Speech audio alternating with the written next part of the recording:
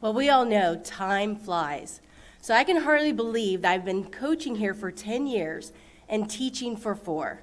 But one of the things I love the most about Wellington is the opportunity to follow our own passions with the support of student engagement grants, and then to have the autonomy to infuse that energy into our student-focused curriculum. It's a win-win situation. 2 years ago, middle school math teacher Sean Corey and I received an engagement grant allowing us to create project-based learning activities for the middle school, which included teaching 6th graders how to wield a drill to build a water table as a vehicle for learning about ratios. From that experience, I wanted to incorporate those ideas into a more STEM-based course to use some of my engineering background and interests. I got that opportunity this year when the middle school adopted our deep dive electives.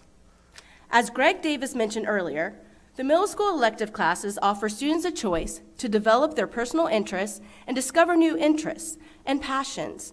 Students can take classes such as journalism, virtual reality, and engineering design, which you've heard about, but also others such as Glee and constitutional law, which my daughter loves. As a science department, we wanted to vertically integrate 2 main themes from lower school to graduation: the scientific method and the addition of the engineering design process. The thought behind specific vertical integration is that a concept will be introduced in lower school, cultivated in middle school, and researched and utilized in upper school, so that it's general knowledge upon graduation. The scientific method is a core competency. We've always taught that. But you may ask, why the addition of engineering design? Like the scientific method, engineering design is a process. It's a purposeful approach to problem solving where you can examine many possible solutions throughout each stage of a design. When you have time to look, you'll see that the processes are very similar. However, the scientific method was developed with an experiment in mind, where engineering design focuses on a product or solving a problem.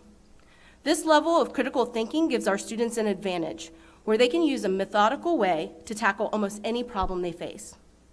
So last trimester, students were introduced to the engineering design process by looking at mechanical, civil, industrial, and computer engineering via design challenges, tinkering, speakers, and a field trip. Now, I think the challenges were a great experience, but that's coming from an educator's point of view. So I'd like for you to hear from a student's perspective. And this is Logan. She's a 6th grade student that took the inaugural engineering design course. For most of us, this class was fun but challenging. We got to explore and figure things out without lectures or worksheets. I really enjoyed dismantling a Chromebook and seeing what was inside.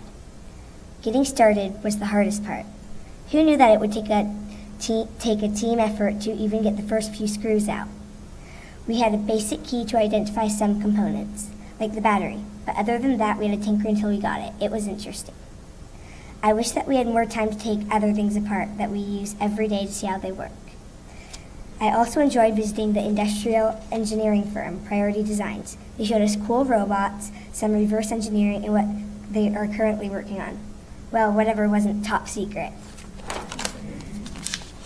Going to Priority Design and the hands-on activities made this a great experience.